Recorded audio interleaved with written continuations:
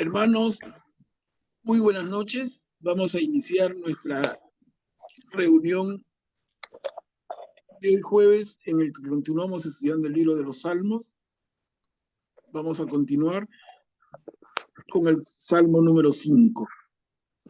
Pero antes de iniciar la reunión, y como es una buena costumbre que hemos adoptado, vamos a hacer una oración en común.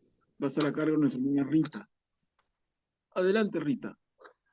En el nombre del Padre, del Hijo y del Espíritu Santo. Amén. Jesús, Maestro, que has dicho, donde están 2 o 3 reunidos en mi nombre, allí estoy yo en medio de ellos. Quédate con nosotros que estamos reunidos para meditar y comulgar con tu palabra. Tú eres el Maestro y la verdad. Ilumínanos para que comprendamos mejor las Sagradas Escrituras. Tú eres el guía y el camino. Haz que seamos dóciles en tu seguimiento. Tú eres la vida. Haz que nuestros corazones sean la buena tierra donde la semilla de tu palabra produzca frutos abundantes de santidad y de apostolado. Jesús, Maestro, camino, verdad y vida, ten piedad de nosotros. En el nombre del Padre, del Hijo y del Espíritu Santo. Amén. Gracias, Rita. Hermanos, buenas noches. Vamos entonces a iniciar nuestra reunión de hoy. Estamos estudiando el libro de los Salmos. Tuvimos una primera sesión que fue como una gran introducción, y la segunda sesión fue la del jueves pasado, en la que pudimos estudiar con calma los salmos del 1 al 4. ¿No? Entonces, el día de hoy vamos a continuar en nuestro estudio, en nuestra reflexión, a partir del salmo número 5. Pero por ahí, a ver, un poquito de ejercicio. ¿Quién de ustedes nos puede hacer recordar de qué se trata esto de los salmos? Así en pocas palabras.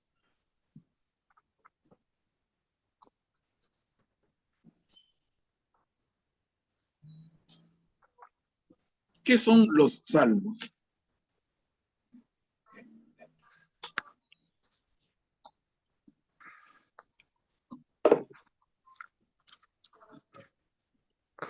Los salmos son enseñanzas, es historia, es profecía.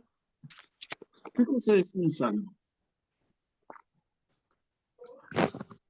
Es una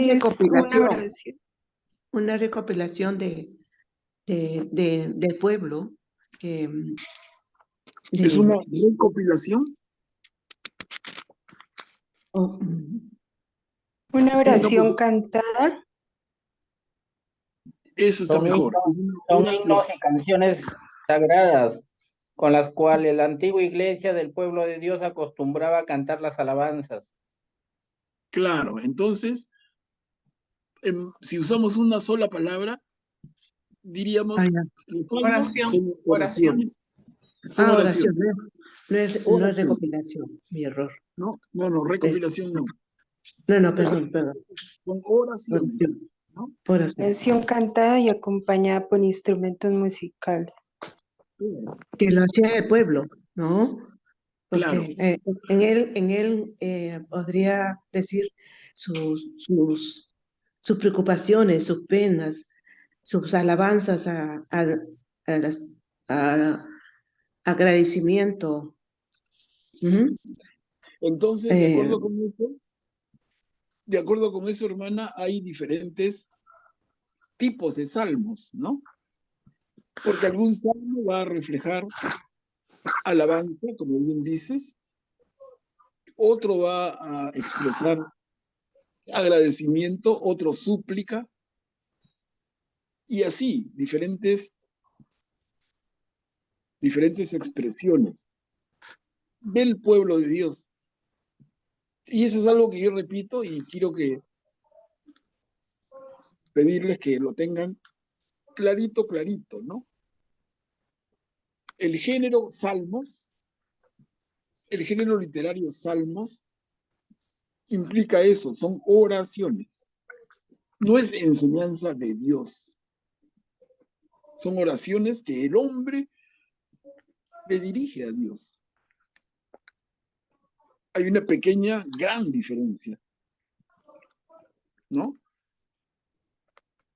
Entonces, cuando nosotros rezamos un salmo, ¿vale decir es palabra de Dios? Y la respuesta es no, porque el salmo es palabra de hombres que se dirigen a Dios, que nos dirigimos a Dios. Pero cuando yo le pido a Dios, cuando yo le suplico, cuando yo le alabo, cuando yo le agradezco, cuando pido su protección y etcétera, no es palabra de Dios, es palabra mía, es palabra de cada uno. Es palabra del pueblo. Ahí no sé si quieren hacer algún comentario. ¿Están de acuerdo? ¿Estoy exagerando? A ver, digan. Maestro, y cuando se termina de leer un salmo, ¿qué se dice y cómo se responde? Es que no es palabra de Dios. Ese estribillo que tenemos casi como una costumbre, ¿no? El salmo es, si entendemos entonces, hermano, el salmo es una oración. Y esta oración la dirige el pueblo. Y el pueblo termina de dar su oración y decimos palabra de Dios. No tiene mucho sentido, ¿no? Por eso le digo, no sé, a ver, algún comentario. Vale la pena. Vale la pena porque estamos estudiando, ¿no? No es una catequesis o una homilía dominical de pocos minutos. La oportunidad que tenemos es de dialogar y aclararnos todo lo que podamos. Y con cargo a que cada uno finalmente tome su propia idea. Porque no se trata de que haya acá un gurú y los demás como corderitos repiten, no. Cada uno es una persona adulta que va formando su propio criterio, ¿no?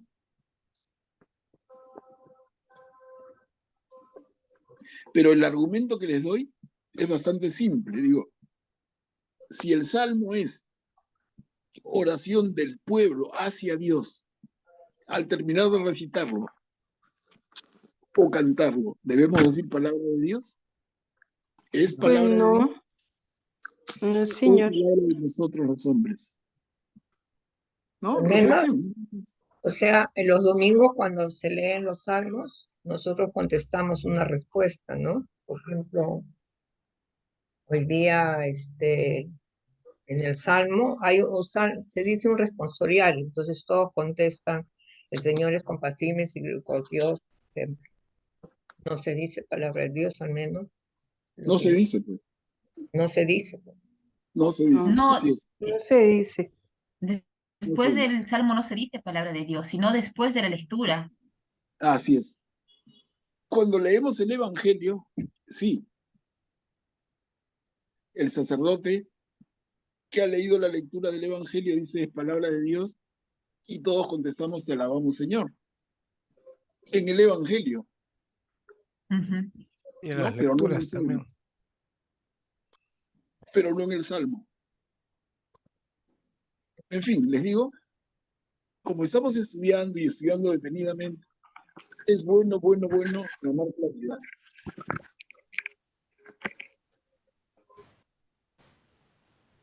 En fin, regresaremos a esto una y otra vez, porque tenemos para largo con los salmos y vamos a poderlo reflexionar más y más, y que no sea como un concepto que yo simplemente les transmito, sino poco a poco vamos a ir concluyendo todo, ¿no? Pero a ver, bueno, entonces estamos clarísimos en que los salmos son oraciones cantadas, acompañadas por instrumentos musicales, ¿no? Que el pueblo le dirige al Señor y que fueron compuestas a lo largo de cientos de años. Inicialmente, como todos los libros de la Biblia, inicialmente eran orales y luego, en algunas circunstancias, fueron puestos por escrito. Pero en el paso de la oralidad, al ser puestos por escrito, han sufrido modificaciones, y no pocas. Pero finalmente eso no nos debe hacer ningún problema, porque el propio pueblo de Dios, movido en este espíritu de alabanza, ha ido enriqueciendo los salmos, ¿no? Y lo estamos notando. Hasta ahora hemos trabajado solamente del Salmo 1 al 4. Vamos a avanzar entonces ahora a partir del Salmo número 5 y a ver hasta dónde podemos llegar. No tengo un plan cerrado que digo, debemos llegar a tal salmo, no. Vamos a ver. Tenemos el Salmo número 5, lo estoy proyectando. Si alguien pudiera leerlo, por favor. ¿Puedo? Claro. Salmo 5. Al director de coro para flauta, Salmo de David. Escucha mis palabras, Señor, percibe mi susurro, atiende mi grito de socorro. Rey mío y Dios mío, a ti te suplico, Señor. Por la mañana oye mi voz, por la mañana te expongo mi causa. Estaré pendiente de ti. Tú no eres un Dios que desee el malvado no es tu huésped, ni el impío resiste tu mirada. Detestas a los malhechores, destruyes a los mentirosos. A sanguinarios y traicioneros los aborrece el Señor. Yo, en cambio, por tu gran bondad, puedo entrar en tu casa y postrarme en tu santuario con toda reverencia. Guíame, Señor, con tu rectitud en respuesta a mis detractores. Allana tu camino ante mí. En su boca no hay sinceridad, sus entrañas son pura maldad, su garganta un sepulcro abierto y su lengua portadora de muerte. Castígalos, oh Dios, que fracasen sus planes. Por sus muchos crímenes, expúlsalos porque se han rebelado contra ti. Que se alegren los que se refugian en ti, canten con júbilo entero. Protégelos y se regocijarán contigo los que aman tu nombre, porque tú, Señor, bendices al justo y como un escudo lo rodea a tu favor. Gracias, Marisol. Miren este salmo. La primera pregunta, las 5 que tenemos que acostumbrarnos a hacernos al leer detenidamente cada salmo. Y la primera pregunta es, ¿qué tipo de salmo es? ¿Qué podríamos responder? Aquí hay salmo de súplica individual, considero, y también puede ser un salmo de la realeza del Señor. Ya, Marisol, tú nos dices, salmo de súplica individual, y está clarísimo, ¿no? Plegaria, puede ser plegaria, pidiendo una protección. Perdón, sí, la última intervención. Mary, plegaria, pidiendo auxilio. No. Pidiendo protección. Cuando dice, en la súplica está pidiendo, ¿no? Okay. Tú no eres un Dios que desee el mal y habla de los malvados. En la boca de los malvados no hay sinceridad. Sus entrañas son pura maldad. Su lengua portadora de muerte. Y termina, que se alegren los que se refugian en ti, canten con júbilo eterno. Porque tú, Señor, bendices al justo. Como un escudo lo rodea a tu favor. Linda oración. De hecho, se notan varias cosas, ¿no? Como han dicho, súplica individual clarísimo, la realeza del Señor, la confianza en el Señor. Varias cosas notamos, ¿no?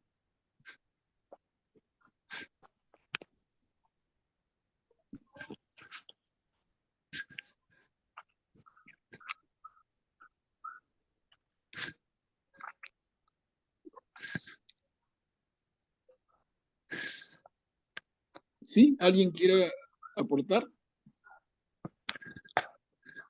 Sí, maestro, claramente, como dice usted, es una oración de David a Dios, donde también podemos ver, ¿no? Que el Señor o Dios aborrece ahí a los malos y ama a los buenos. Entonces, cada estrofa tendríamos que estudiarlo porque tiene un gran significado cada una de ellas, independientemente del contexto. Claro. Bien, Jorge. Y mira, nosotros vemos el Salmo organizado en 5 párrafos. Están clarísimos ahí, ¿no? Como dice Sí, Jorge, analizar cada párrafo, porque si bien hay en el conjunto, hay un mensaje, pero cada párrafo se va componiendo.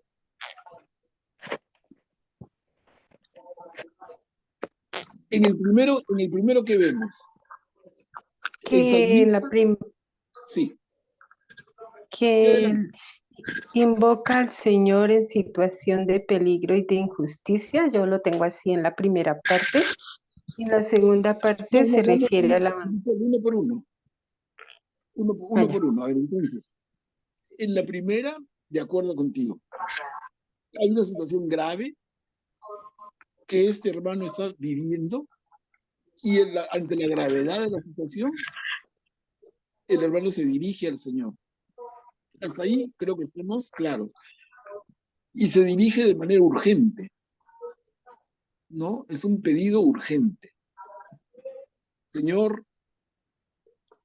atiende mi grito de socorro. No sé, alguien más en ese primer párrafo. A mí me parece clarísimo, ¿no? Y entonces vamos al segundo. Y en el segundo, ¿qué vemos? Se refiere a la bondad del Señor, a un Dios que aborrece todo tipo de maldad. Claro, claro. ¿No? Y entonces en el segundo, el salmista, el hermano que ora y que dirige esta oración, claramente recurre al Señor porque sabe que el Señor no pacta con la injusticia. A ver, ¿alguna idea más sobre ese segundo párrafo? Vamos uno por uno.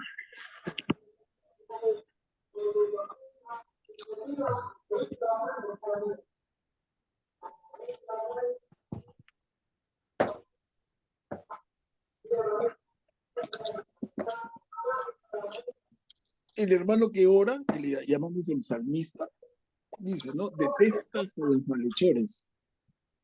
Tú, Señor, detestas a los malhechores. Destruyes a los mentirosos. A los sanguinarios y traicioneros los aborrece el Señor.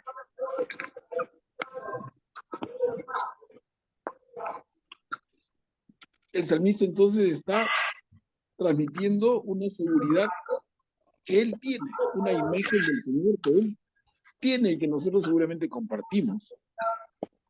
El Señor rechaza el mal y rechaza la maldad, rechaza la injusticia y no pacta con los malhechores, con los injustos. ¿No? Sí, Señor. A ver, el tercero, yo en cambio, por tu gran bondad, puedo entrar en tu casa y postrarme en tu santuario con toda reverencia. Guíame, Señor, con tu rectitud en respuesta a mis detractores. Allana tu camino ante mí. Ahí señala el poder de Dios. Disculpa, pero hay un ruido, se escucha una conversación y interrumpe, no se entiende claramente lo que está hablando, profesor. Hay un micrófono abierto, sí. A ver, voy a buscarlo. Creo No, que ya lo cerré. ya lo cerró, sí. Ya, sí. A ver, entonces. Sí, Cuchi.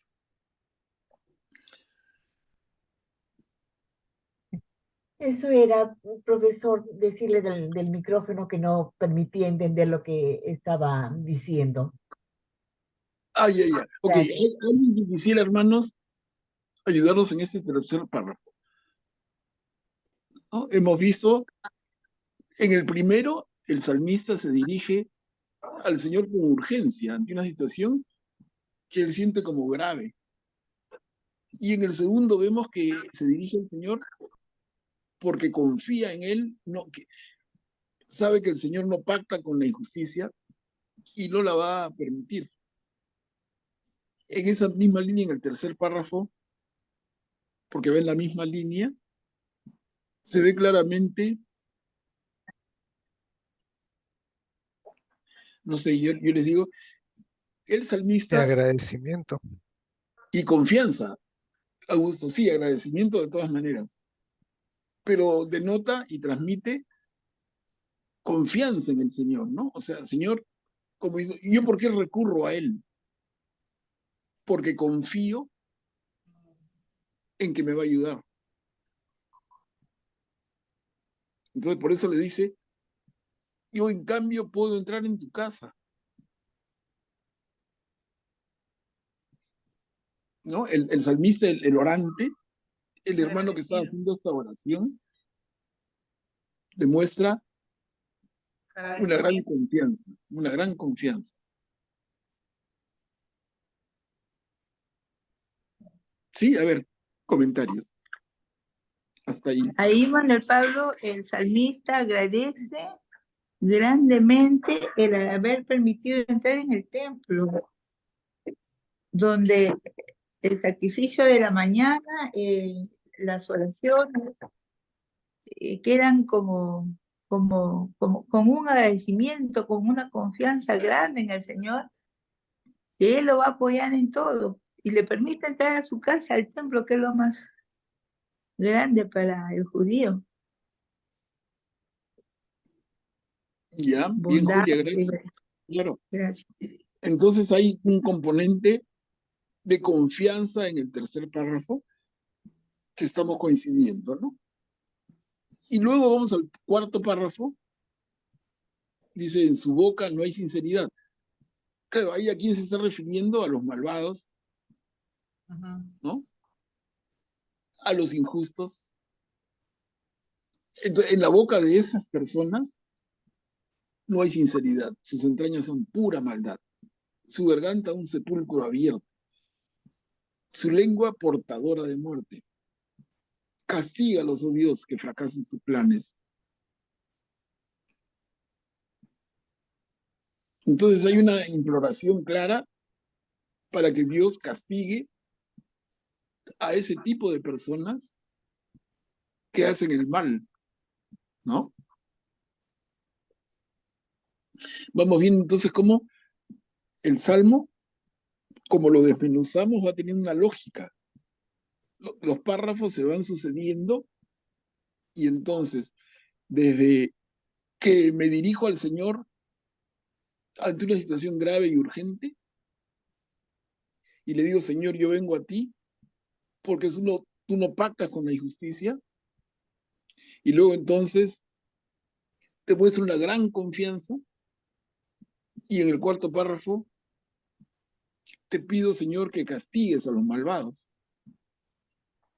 ¿no? Nos vamos, miren, dando cuenta de la forma en que se va tejiendo el Salmo. Y vayamos al quinto y hacemos una evaluación global. Ahí es No, hermoso. ¿Perdón? O sea, él lo que dice, que se alegren en lo que se refugien en ti. Canten contigo eterno. Eso quiere decir que realmente su agradecimiento es total por lo que está pasando y siente que Dios pone su confianza en Dios. ¿Me escuchas? Sí, sí, sí. Sí, porque pienso que está un poco mal. Sí, se escucha perfecto. Ok. Entonces, él lo que se refiere es que es tanta su confianza que cualquiera que se refugie en él lo va, digamos, a proteger y a escuchar. Ya, perfecto. Entonces,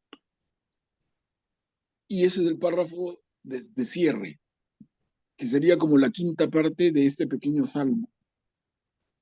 Entonces pide en el cuarto párrafo pide bendición de los justos. a los malvados, y en el quinto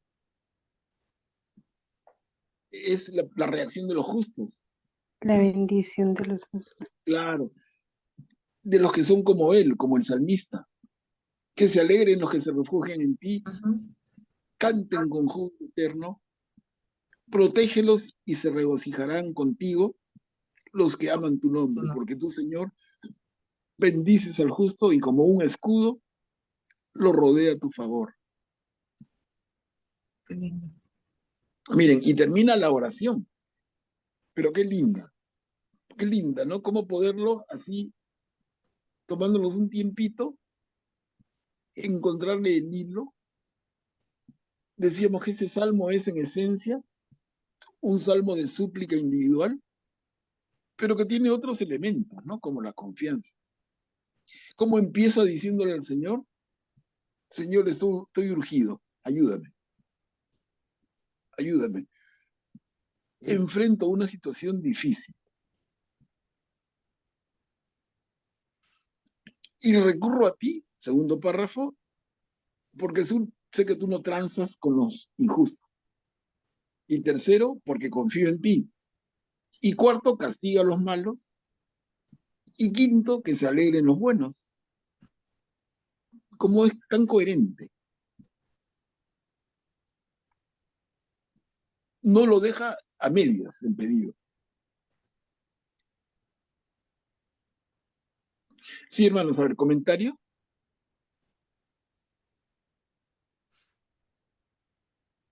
Aquí veo, Manuel Pablo, esta parte donde dice, protégeles y se regocijarán contigo los que aman tu nombre. Siempre hemos escuchado esta parte que nuestro Señor, Él ha sido creado, el nombre sobre todo nombre, dice Dios Padre. Claro. Y este es amar su nombre es todo, es un todo, Jesús es un todo. Y aquí lo está diciendo claramente, ¿no? Reconocen el agradecimiento a Dios por todo lo que ha hecho por su pueblo, ¿no? Confiar en Él, en esta nueva alianza que Dios nos ha entregado con Jesucristo. Pero mira, Julia, yo no te podría decir que estás equivocada porque estás hablando bien. Pero ojo que los salmos son anteriores y por siglos a Jesús. Claro. Por eso digo solamente reparar. Porque entiendo lo que dices y no está mal. Pero hay un tema de temporalidad, ¿no? Los salmos son Antiguo Testamento, son oraciones del pueblo judío, son oraciones del pueblo que luego va a rechazar a Jesús. Miren ustedes. Pero acá hay una pregunta que dice, ¿cómo se relaciona con Jesús? Esa es lo que tú nos dices, ¿no? No, pero vamos a llegar a eso, ¿no? Ya. La primera pregunta es, ¿qué conflicto nos muestra?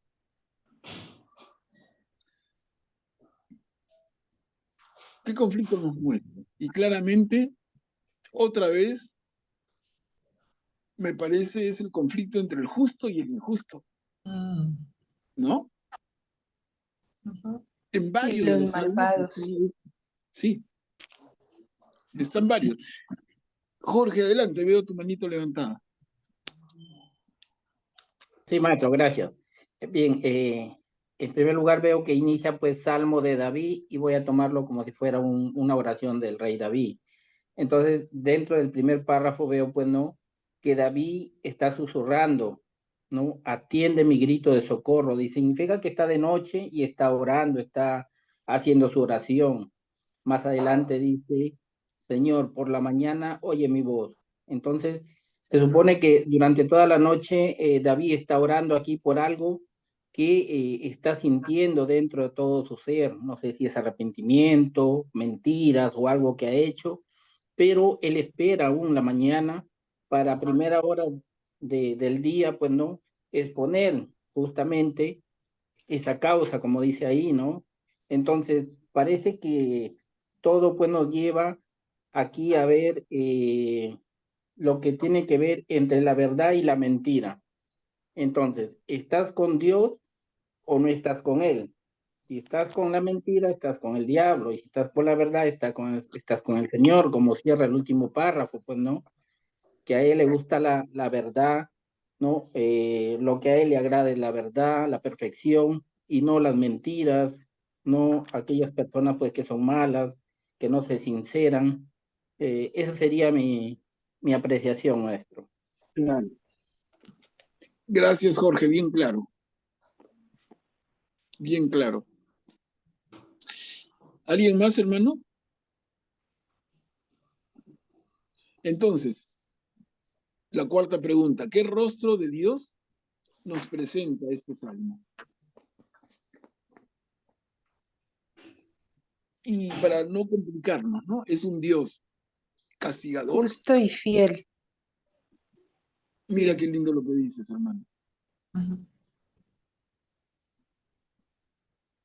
Entonces, estábamos llevando el score hasta las reuniones del jueves pasado y decíamos, vamos 4-0 en contra del Dios castigador, porque veíamos hasta el Salmo número 4 al Dios de la alianza, al Dios del amor, al Dios de la justicia, el Dios que nos protege. Y aquí dice nuestra hermana, en el Salmo 5 vemos el mismo rostro, con sus detalles, pero es el mismo rostro. Entonces vamos 5-0 contra la idea de que el Dios del Antiguo Testamento es un Dios castigador. Miren, 5-0 y vamos a seguir sumando, ¿no? Pero miren qué fuerte, ¿no? ¿De dónde nos vino la idea que se repite siempre de que el Dios de Jesús es el Dios del amor, de la misericordia, pero que el Dios del Antiguo Testamento es un Dios castigador? ¿De dónde nos vino? Hay que revisar. Pero hasta ahora, ni pistas. Bueno, y la última pregunta que adelantaba Julia. ¿Cómo se relaciona todo esto con Jesús?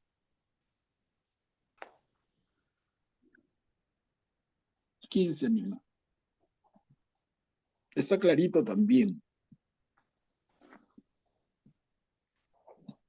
Que Jesús también obra en justicia. Ya, muy bien. Pero redondeando la idea, porque hemos dicho que este es un salmo fundamentalmente de súplica. Le suplicamos al Señor para que nos atienda. Y entonces podemos rápidamente concluir que la relación de este salmo con Jesús está, pero clarísimo, en la medida en que Jesús atiende nuestras súplicas. Es misericordioso. Claro, Jesús atiende nuestras súplicas. Lo veíamos el martes con los que pudieron estar, que estuvimos leyendo el Evangelio según Lucas, en el capítulo 5, cuando el leproso se acerca al Señor y le dice, Señor, si quieres, purifícame. Es una súplica. El leproso que sufre esa enfermedad tan terrible en esa época era un apestado, un marginado. Y con una humildad extraordinaria, no le grita como en otro caso, Señor, atiéndeme, Señor, cúrame. Con una humildad, con una dulzura, Señor, si quieres, límpiame. Y Jesús lo toca y dice, quiero, y queda limpio. Jesús atiende la súplica de la gente. Jesús atiende nuestras súplicas. Y en esa medida, este Salmo número 5 se da un tremendo abrazo con Jesús. Se alinea completamente. Karin, adelante. Sí, quería comentar que, bueno, el inicio del tercer párrafo, cuando dice yo, en cambio, se está hablando de David, por tu gran bondad, puedo entrar en tu casa y postrarme. Eso como consecuencia de no ser todo lo que está en el segundo párrafo, o sea, no es un malhechor, es un hombre justo, es un hombre con eh, que no es mentiroso, etcétera, etcétera. Pero en ese párrafo, en el inicio de ese párrafo, él reconoce que todo lo bueno o justo que él puede hacer no es por mérito de él, ¿no? Sino por la gran bondad de Dios. Y eso me hace pensar también en, en, en que por hacer tal o cual cosa o estar en tal o tal preparación, pues ya nos sentimos, nos podemos equivocadamente sentirnos como que ya tenemos el cielo ganado, ya somos perfectos y justos y qué bueno soy, que me aplaudo yo misma, etcétera, etcétera, cuando todo lo que podamos lograr es por solamente la misericordia y la bondad de Dios, ¿no? Excelente punto, Karin. Y lo habíamos mencionado antes, pero no está de más reiterarlo, porque son cuestiones fundamentales, ¿no? Acá estamos ante la idea que tenían muchos en aquella época, pero que podrían estar teniendo muchos también en nuestra época. ¿Qué podía pensar el judío? Si yo soy parte del reino de Dios, perdón, si yo soy parte del pueblo de Dios, entonces estoy salvado. Es lo que nos dice Karim. Hoy diríamos, si yo soy parte de la iglesia, entonces estoy salvado. Pero bien hace Karim en hacernos reflexionar.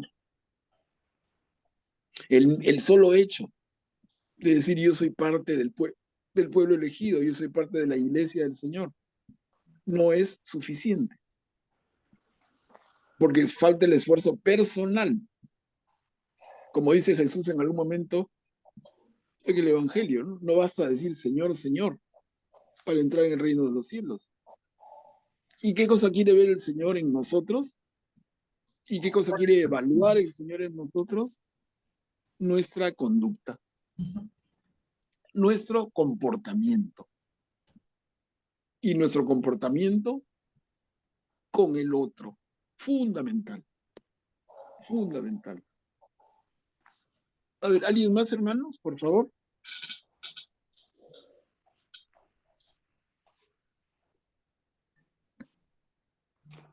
Queda claro entonces, ¿no? El Salmo número 5. Pasemos al Salmo número 6. ¿Quién puede ayudarnos a leerlo, por favor? Yo leo. Ya, Julia, gracias. Señor, no me reprendas airado, no me castigues encolerizado. Piedad de mí, Señor, que estoy acabado. Sana, Señor, mis huesos dislocados. Estoy profundamente abatido y tú, Señor, ¿hasta cuándo? Vuélvete. Señor, salva mi vida, ayúdame por tu misericordia. En la muerte nadie te recuerda. En el abismo, ¿quién te dará gracias? Estoy agotado de gemir. Cada noche anego mi lecho y empapo la cama con mi llanto. Mis ojos se nublan de pesar, envejecen con tantas angustias. Apártense de mí, malhechores, que el Señor ha escuchado mis sollozos. El Señor ha escuchado mi súplica. El Señor ha acogido mi oración. Que se avergüencen y enloquezcan mis enemigos, retrocedan súbitamente abochornados. Gracias, Julia. Entonces, miren, ese salmo en 3 párrafos, el primero más cortito, el segundo más largo y el tercero intermedio, ¿no? Pero Vamos por lo primero. ¿Qué tipo de salmo es? Súplica. Jorge. De reclamo. Sí, Perdón por maestro. verá. Se ve claramente que es súplica de un penitente, ¿no? Que está implorando sanación en primer lugar y misericordia del Señor. También diría que es de un enfermo, una súplica de un enfermo, de una persona enferma. ¿Puede ser? Claro, claro, sí, se complementa. Como dice Jorge, es una súplica, pero añade Rita, súplica De un enfermo. de un sufriente, sí. Ujú. No, pues. Sí.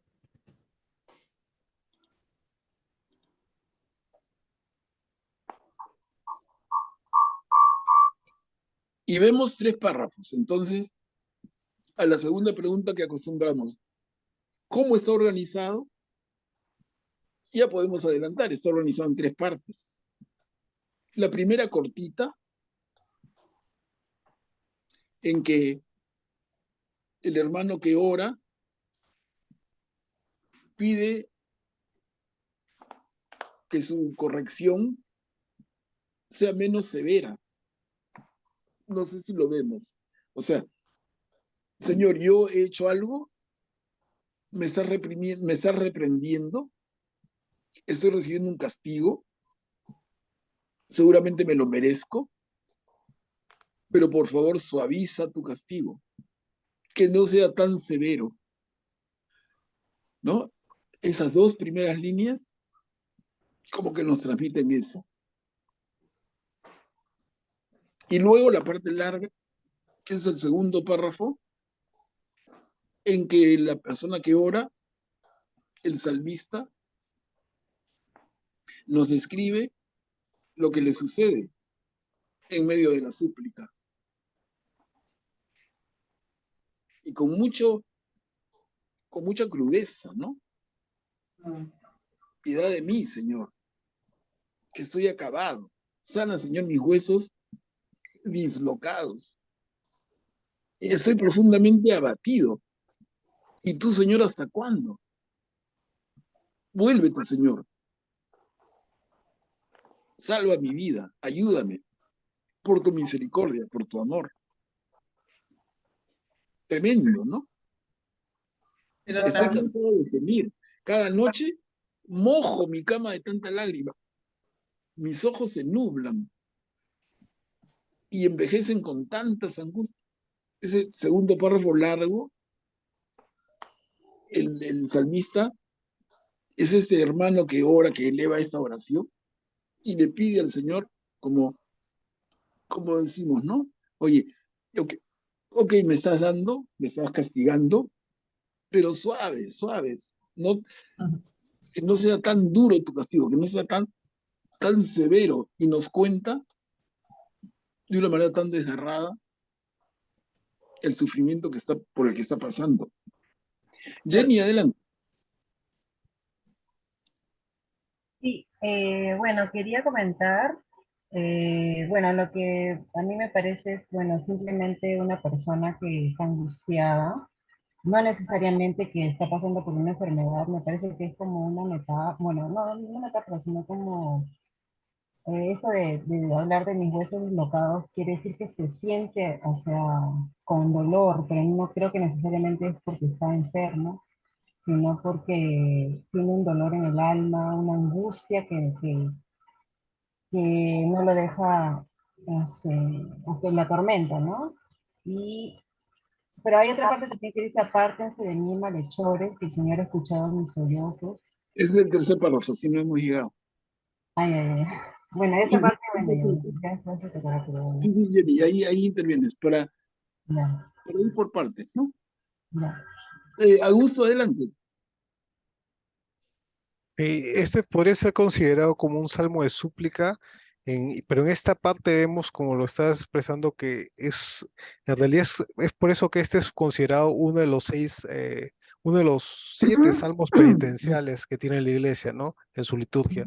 Y vemos aquí cómo ese arrepentimiento, ese deseo de conversión, se expresa en esta sección en la que después de que ha pecado y después de que, digamos, ha sido golpeado en un sentido figurativo y siente ese arrepentimiento, quiere volver a Dios, ¿no? Es un deseo de conversión el que se expresa. Manuel Pablo, pero aquí también donde dice Señor, ¿has escuchado mis sollozos? Aquí de una otra manera está refiriéndose a reafirma su confianza inquebrantable en lo que Dios le está, la oración que le ha hecho, ¿no? En su súplica. Ya, Acá sí, hay claro. mucha confianza.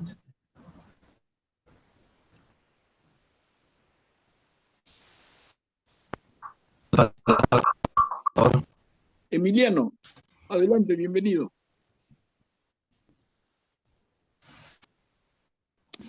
Buenas noches, hermanos. Sí, efectivamente, viendo aquí a mi entera,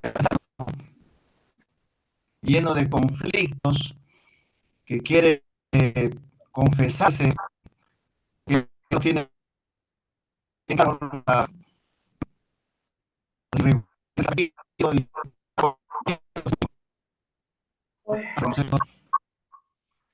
y quiere liberarse, quiere purificarse, quiere rendirse y quiere confesión. Sí, Emiliano, lamentablemente tu señal llega bien cortada, no se entiende casi nada. Algunas palabras nada más. Sí, parece que es un problema de señal. Marisol, adelante.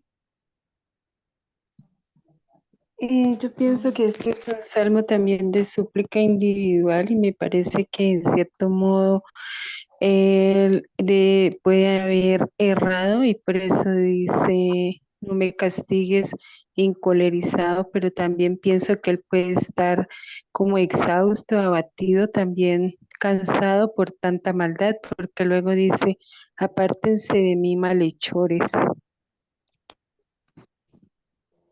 Claro, vamos a eso. Vamos al tercer párrafo para completar este salmo, ¿no? ¿Y qué dice el tercer salmo? Tú, Marisol misma, por favor, lee esa partecita. Apártense de mí, malhechores, que el Señor ha escuchado mis sollozos, el Señor ha escuchado mi súplica, el Señor ha acogido mi oración. Que se avergüencen y enloquezcan mis enemigos, retrocedan súbitamente abochornados. Gracias, Marisol. Entonces vemos ya en este tercer párrafo, con el que termina el salmo, que la persona que hace esta oración, el salmista, que suplica, que pide una corrección menos severa, no solamente enfrenta un problema personal, no, sino que aparecen enemigos.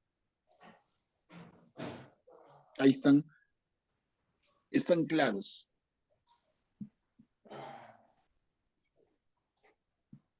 A ver, mi palabra, hermanos, comentarios. Ay, amiga.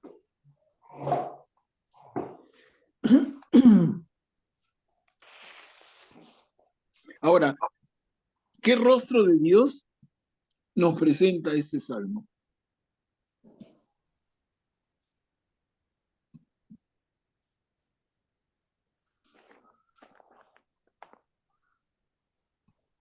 Aquí quizás fue un poquito más difícil. De un Dios que escucha nuestra súplica. Sí, de acuerdo. Un Dios misericordioso. Justo y misericordioso. Sí. Pero al Y un final, Dios que corrige también. sí, claro. Así es, porque al final, digamos que la segunda gran parte del salmo, encontramos ese Dios de la misericordia. Pero en la primera parte, En la primera parte, yo creo que se muestra como el que le habla conoce que es un Dios todopoderoso, porque no me Sí, castigues encolerizado, le dice, o sea, porque conoce el poder de Dios. bien. Y le Y dice, dice, es un Dios que escucha, pero pero le escucha. dice, ¿Mm? Señor, ¿hasta cuándo? ¿No? Ok, tú me estás reprendiendo, pero ¿hasta cuándo? Esa primera parte nos da una, les digo, no es tan fácil, pero es una pista clara a un tema que va a estar presente en el pueblo de Israel a lo largo de buena parte del Antiguo Testamento, hermanos. Y es este concepto de Dios como el Dios de la retribución. O sea, a ver, ¿cómo leer esto? ¿Cómo comprender esto? El Dios de la retribución. Como su nombre indica, el Señor te retribuye tus actos buenos, pero también tus actos malos. Y de acuerdo a esta concepción de la retribución, el pueblo de Israel pensó por largos siglos que el Señor te castiga o te premia en esta vida. Y cuando te toca sufrir, es ¿Qué hora castigo. es, Robert? ¿Qué has hecho tú? ¿Qué hora es? Que te merezcas pagar con tu sufrimiento ese pecado. ¿Qué has hecho tú? Entonces, esa pregunta de diferentes maneras, les digo, hermanos, está muy presente a través de siglos en el pueblo de Israel. Y aquí vemos cómo el micrófono otra vez abierto.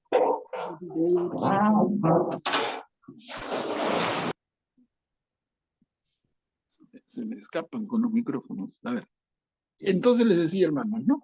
Durante siglos el pueblo de Israel ha tenido clavado en el fondo de su cerebro como un paradigma la idea de que el Señor premia al bueno y castiga al malo.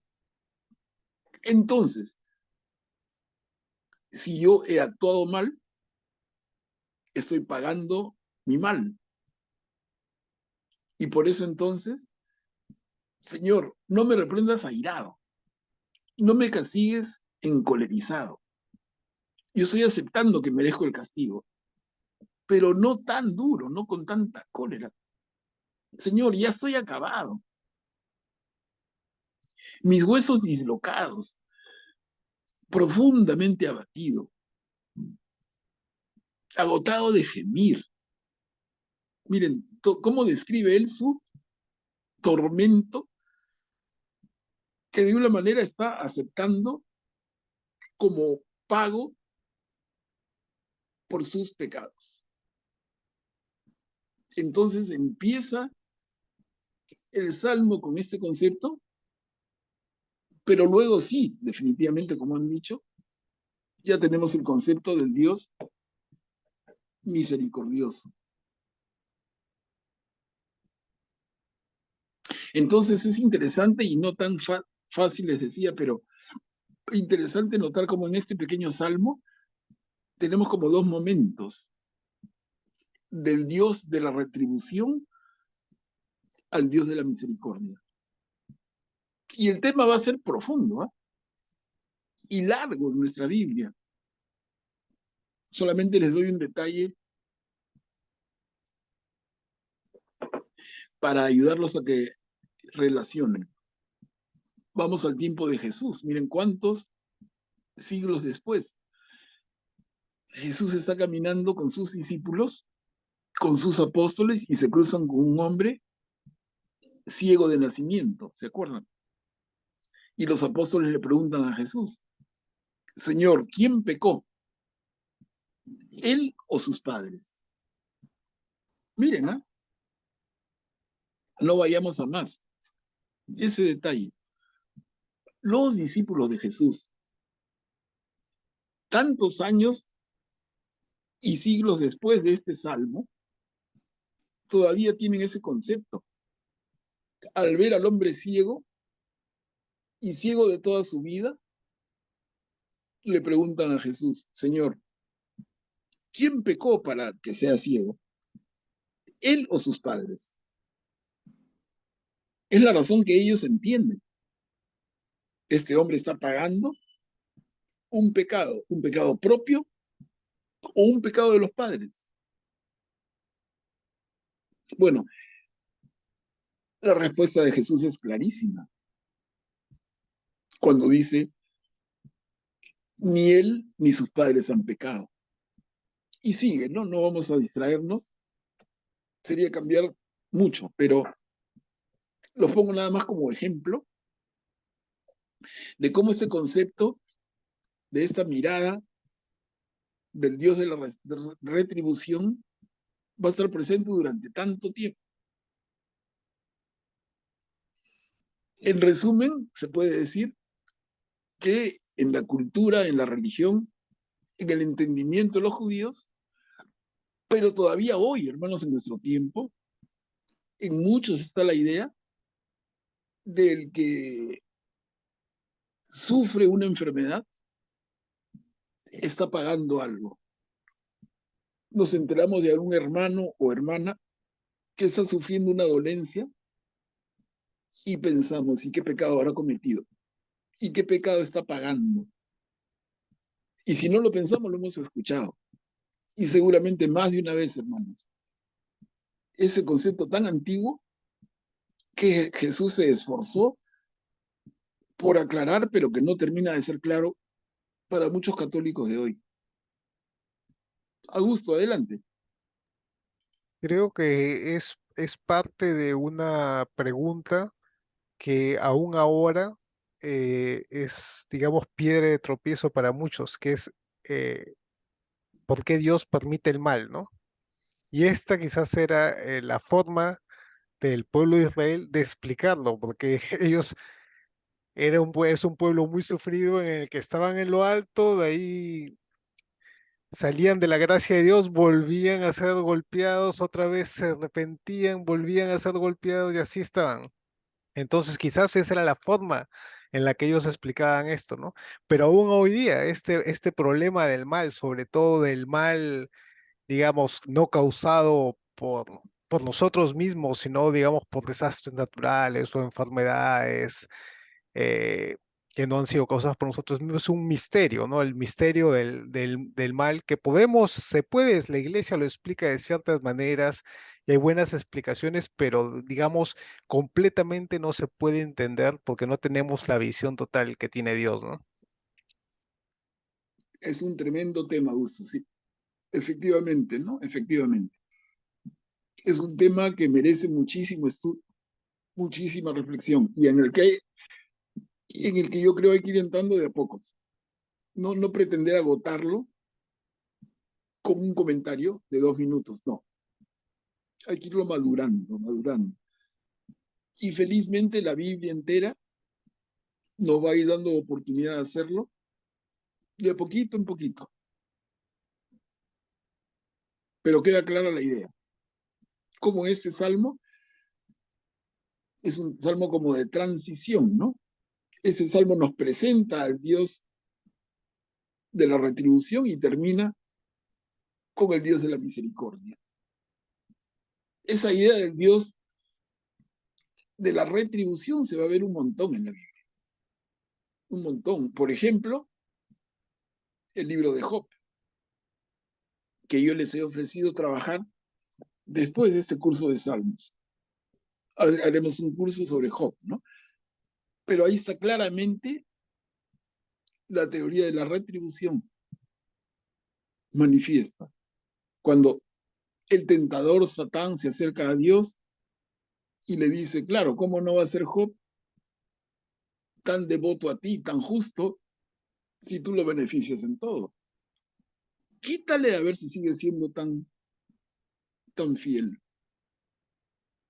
¿No? La retribución se ve en muchos momentos, pero les digo, en el Evangelio y con Jesús esto termina de aclararse, por lo menos a nivel de la Biblia. Pero a nivel personal todavía vemos quienes, pretendiendo ser seguidores de Jesús, no entendemos esto. Vamos a ir viendo de a pocos. ¿Alguien más, hermanos? ¿Qué conflicto nos muestra este salmo entonces?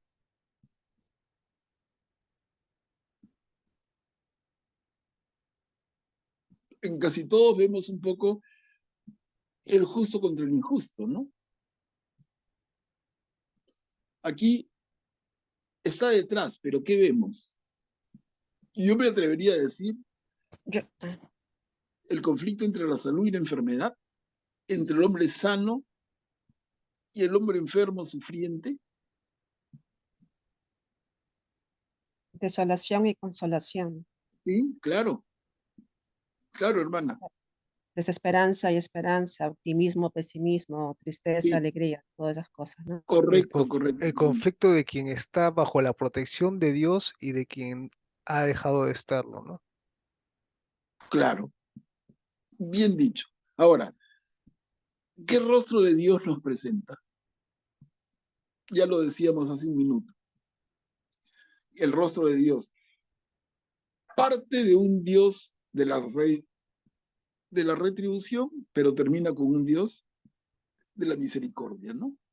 Jenny, adelante, Jenny. Y bueno, muestra también un Dios misericordioso, pero también todopoderoso, ¿no? Confían en el poder que tiene Dios. Pero hay una parte que me llama la atención que dice que se avergüencen y enloquezcan, mis enemigos retrocedan súbitamente abochornados. ¿No es algo así como una especie de venganza lo que estaba proponiendo él? Lo que pide, claro, sí, así es. Él pide, ¿no? No es que Dios actúe así, es que la persona que ora pide eso. Pero Pide claro, con sus enemigos. ¿estará bien eso? No, pues. Pero por eso les digo, cuando leemos eso, qué lindo ejemplo, ¿no? Terminamos el salmo con esa pequeña frase: que se avergüencen y enloquezcan mis enemigos. Palabra de Dios. Y contestamos, ¿te lo pedimos, Señor? No, pues. No. Un excelente ejemplo de que esto es palabra de hombres, oración que el hombre le eleva al Señor, no es palabra del Señor. Aunque de un sentido más amplio podríamos decir que, dado que es una inspiración del Espíritu Santo, es palabras de Dios en el sentido de que nos ayuda a entender, digamos, cómo ha sido la evolución del pueblo de Israel, ¿no? En ese sentido sí sería palabra de Dios, ¿no? Porque Generosamente. se generosamente, pero en ese sentido sí. Sí, no te discuto, Augusto, creo que estás muy claro, pero estás haciendo una apertura de lente, ¿no? O sea que la foto, abres el lente y captas todo el paisaje. Así sí, ¿no? Así sí. Porque estamos en lo mismo todos. Y solamente nos ayudamos unos con otros para afinar nuestro entendimiento. Y finalmente, ¿cómo se relaciona este Salmo 6 con Jesús?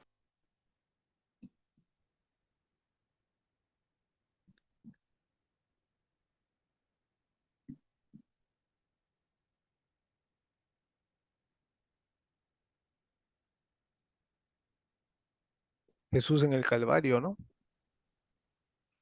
En su propio sufrimiento. ¿Ya? Pero yo les daba una pista también con el hombre ciego y la pregunta de sus discípulos. Señor, ¿por qué este hombre está ciego? ¿Pecó él o han pecado sus padres? O sea, ¿de quién es la culpa que él está pagando con su ceguera? Y Jesús contesta. Ahí tenemos una pista como una de muchas en que Jesús nos enseña que la enfermedad no es castigo de Dios,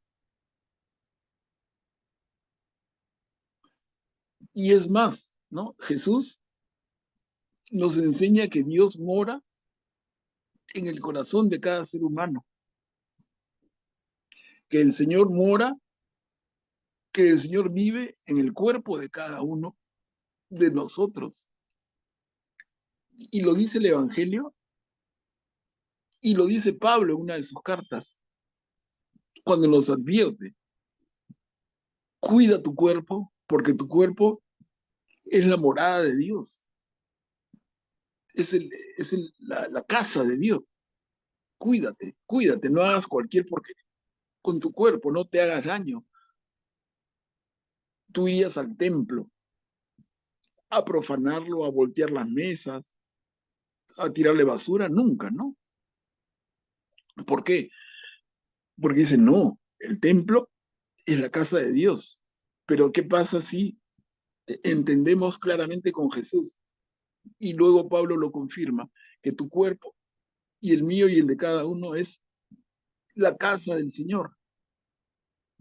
¿Cuánto cuidado tenemos que tener con esa casa sagrada, ¿no? Entonces, la relación con Jesús yo la veo por ahí. Uno, las enfermedades no son castigo de Dios. Y dos, el Señor vive, habita en el cuerpo de cada uno. Y eso lo leemos en el primer capítulo del Evangelio según Juan, pero clarísimo. Y luego vamos avanzando el Evangelio y lo vemos más claro. Y leemos la carta de Pablo, ya recontra claro, ¿no? El Señor, Dios, se hace hombre y habita entre nosotros. Y cuando la samaritana le pregunta en el pozo a Jesús: Señor, ¿dónde debemos adorar? ¿Aquí en Gerizim o allá donde dicen los judíos en Jerusalén? Y Jesús dice en pocas palabras: en ninguno de los dos lados. Y se señala él mismo, ¿no? Es clarísimo. Es que el verdadero templo eres tú, hermana, eres tú, hermano, y soy yo. Cada uno de nosotros es un templo del Señor. El Señor habita en ti, el Señor habita en mí. Cuando vamos al templo y celebramos una liturgia, es un momento muy lindo de comunidad, un rito en comunidad. Pero en el sentido más estricto, Jesús está en ti 24 horas del día, 7 días de la semana.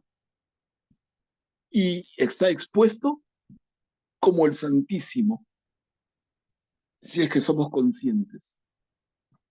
Y en cualquier momento tú cierras tus ojos y hablas con Jesús. En el templo o fuera del templo. Porque Jesús, más que en el templo, está en ti. Eso es clarísimo. Pero en fin, tampoco los voy a querer convencer, son palabras ahorita mías, pero en la medida en que vayamos avanzando, yo estoy seguro que vamos a ir compartiendo esto como conclusiones. A ver, continuamos. El Salmo número 7. ¿Quién puede leerlo? Yo leo. Salmo 7, lamentación de David que entonó al Señor con motivo del benjaminita Cus. Señor Dios mío, en ti me refugio. Sálvame de mis perseguidores y líbrame, para que no me desgarren como un león, sin que nadie me salve ni libere.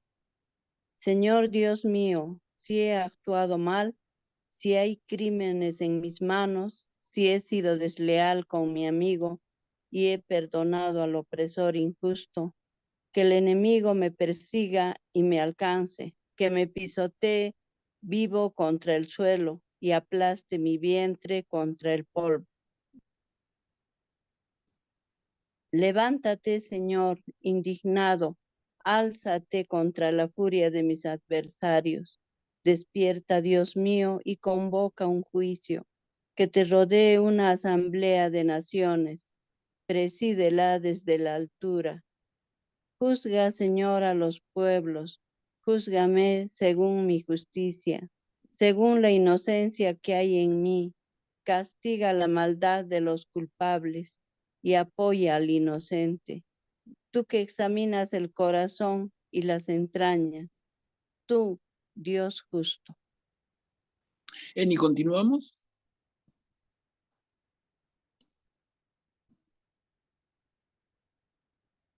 Continuamos, Eni, el salmo continúa.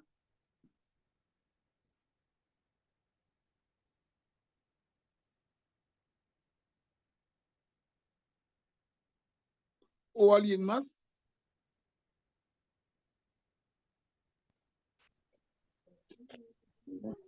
¿Puedo, maestro? Por favor, Jorge, gracias. Gracias. Mi escudo es el Dios Altísimo, que salva a los rectos de corazón. Dios es un juez justo, un Dios que sentencia cada día. Si no se desdice, afilará la espada, tensará el arco y lo sujetará. Se preparará armas mortíferas, lanzará sus flechas incendiarias. Miren al malvado, concibió un crimen, está preñado de maldad y da a luz una mentira. Cavó una zanja y la ahondó, y cayó en la fosa que excavó. Recaiga sobre su cabeza su maldad, se le caiga en la cerviz su crueldad. Yo confesaré la justicia del Señor y cantaré en honor del Señor Altísimo. Gracias, gracias, Eni, gracias, Jorge. El salmo ha sido más larguito, ¿no?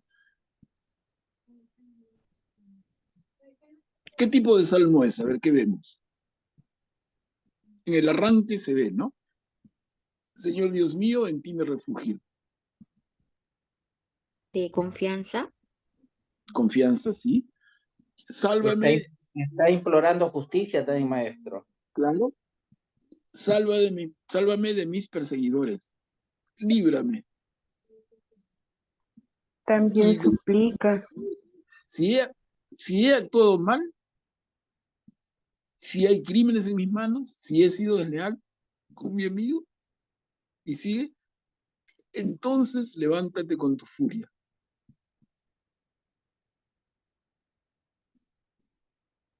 ¿No? Salmo de arrepentimiento, puede ser. Tiene también. Claro, hermana, tiene de eso, ¿no? Entonces, nos sigue hablando de un Señor Dios que actúa como juez, ¿no? Pero al final concluye en forma de alabanza. Entonces tenemos varios elementos. En este Salmo 7 tenemos a este Dios ante quien suplicamos, que luego reconocemos como un juez justo, y el salmista con toda humildad: Señor, si yo he fallado, pero luego, al final, concluye alabando. Yo confesaré la justicia del Señor, cantaré en honor del Señor Altísimo. Entonces, ¿qué conflicto nos muestra este Salmo 7?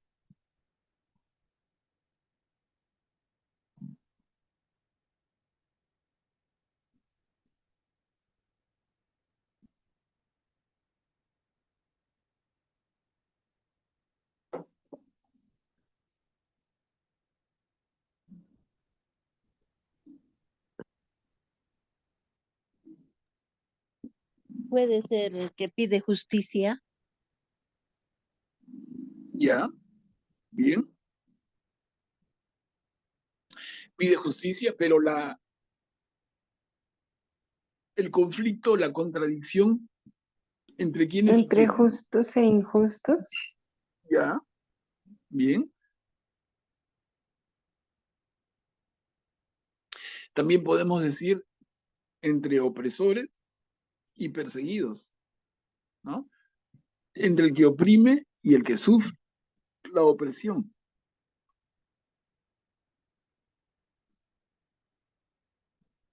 Ahora, ¿qué rostro de Dios nos presenta?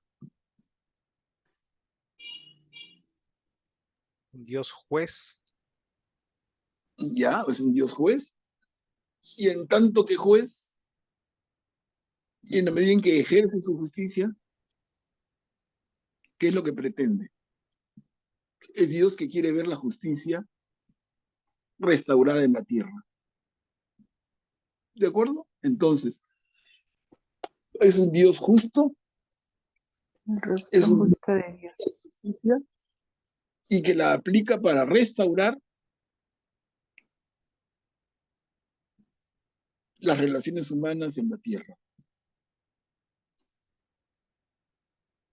Pero esto no tiene nada que ver con ese Dios castigador, otra vez. Y estamos en el Salmo 7 y el marcador va 7-0 en favor del Dios misericordioso y 0 al Dios castigador.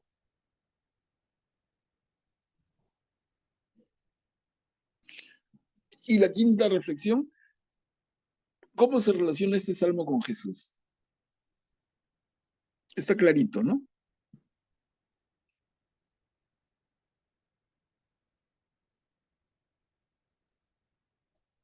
Nuestro Señor Jesucristo, como Dios conoce el interior de cada hijo de Dios. Perfecto. Nada Perfecto. hay escondido, nada hay oscuro, nada hay que Él no lo conozca. Perfecto. Y Jesús vino a la tierra, se hizo uno de nosotros para instaurar la justicia. Miren cómo entonces este Salmo 7 otra vez se alinea perfectamente con el Jesús del Evangelio.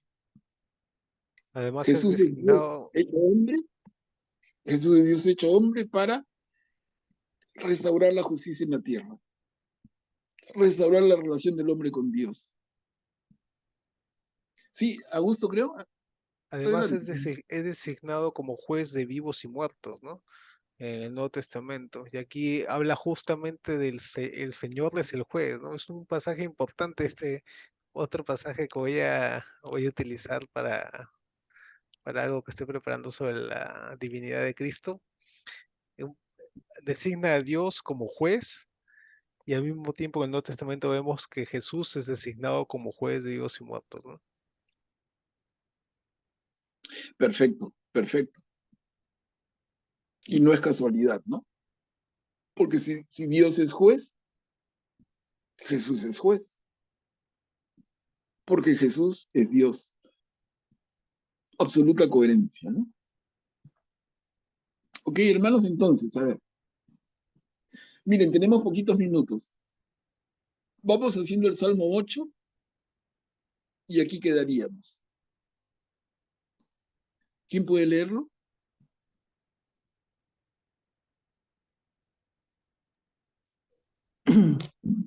Buenas noches. Señor, dueño nuestro, qué admirable es tu nombre en toda la tierra. Quiero adorar tu majestad sobre el cielo con los labios de un pequeño lactante. Levantaste una fortaleza frente a tu adversario para reprimir al enemigo vengativo. Cuando contemplo tu cielo, obra tu dedo de la luna y las estrellas que en él fijaste. ¿Qué es el hombre para que te acuerdes de él al ser humano? Para que te ocupes de él. Lo hiciste apenas inferior a un Dios. Lo coronaste de gloria y esplendor. Le diste poder sobre las obras de tus manos. Todo lo pusiste bajo sus pies. manada de ovejas y toros, también las bestias salvajes, aves de aires, peces del mar, que trazan sendas por los mares. Señor, dueño nuestro, qué admirable es tu nombre en toda la tierra. Gracias, Eni. Entonces, miren qué tipo de salmo es este que ha leído la hermana. Alabanza. Es un Perfecto. salmo de alabanza. De alabanza al Señor. Creo que estamos todos de acuerdo. Alabanza a la grandeza del Señor, ¿no? Sí. Y vemos su organización, cómo destaca va destacando la figura del Señor y sus obras, y termina como comienza. Exactamente. Señor, dueño nuestro, qué admirable es tu nombre en toda la tierra. Un lindo salmo de alabanza a la grandeza del Señor. ¿Y qué conflicto podría estar encerrando?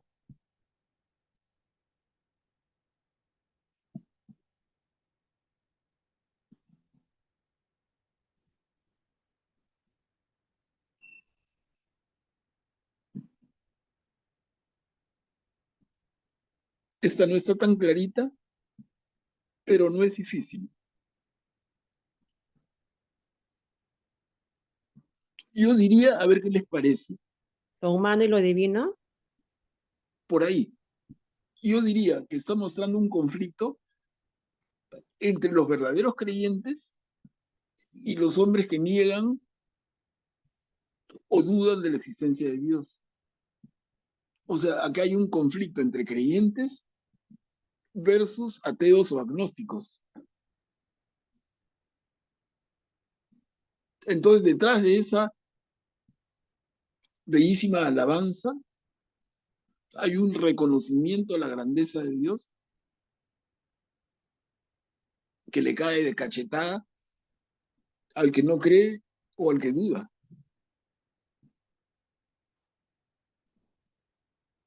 ¿No? Y ahora, ¿qué rostro de Dios nos presenta este Salmo número 8?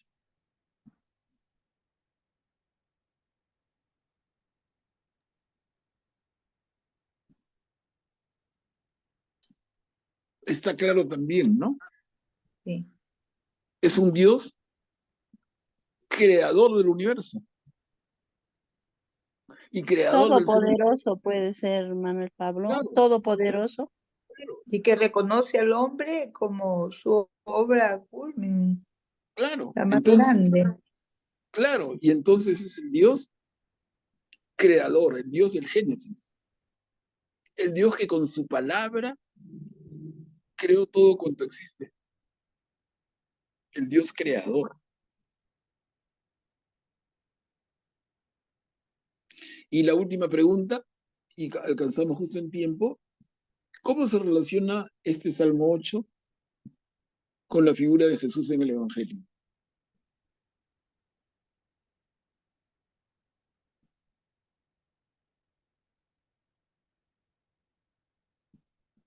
Otra vez cae por su propio peso, ¿no?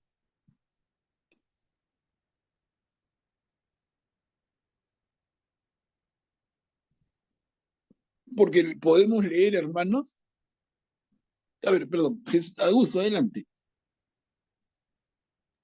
Habla también de como un pasaje del Nuevo Testamento, ¿no? De la boca de los pequeños y de los niños, ¿no? Como que los sencillos, aquellos son los que acogerán el mensaje de Dios, ¿no? Después también me hacía recordar esta parte cuando veo a los cielos, obra de tus dedos, las divinas estrellas, ¿no? El universo magnifica el nombre de Dios, ¿no? La grandeza del universo nos hace ver que Dios es inmenso. Imaginen los billones y billones de galaxias, con ellos con miles y millones de estrellas. La inmensidad del universo, cómo magnifica, cómo nos hace ver que somos una nada comparado con lo que Dios puede crear. Es Eso es un salmo muy bonito. Es uno de los que más me Perfecto, gustan. perfecto. Y entonces, de acuerdo con lo que menciona Augusto, podemos concluir que Jesús nos presenta al mundo como la casa de Dios y al ser humano como el gran administrador de esa casa, ¿no? Entonces, Señor, dueño nuestro.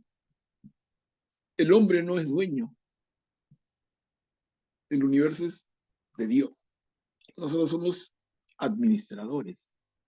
Bueno, eso le da todo un sentido que podremos retomar en otro momento también, porque de aquí parte toda la doctrina social de la iglesia, ¿no?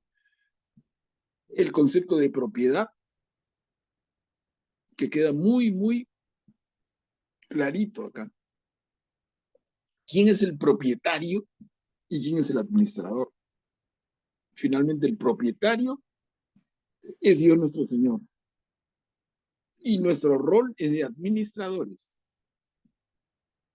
El dueño de la viña, ¿no? En el Nuevo Así es. Testamento. Por ejemplo, excelente. Bueno, hermanos, miren, hemos hecho del Salmo 5 al 8, otra vez sin querer queriendo, hicimos 4 salmos.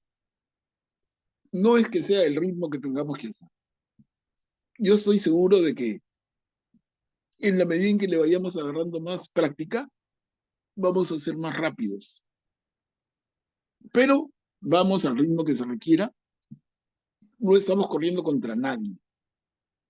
Lo lindo para mí, y creo que compartimos, es que nos demos el tiempo para saborear y para interiorizar la palabra, en este caso, el Salmo, ¿no?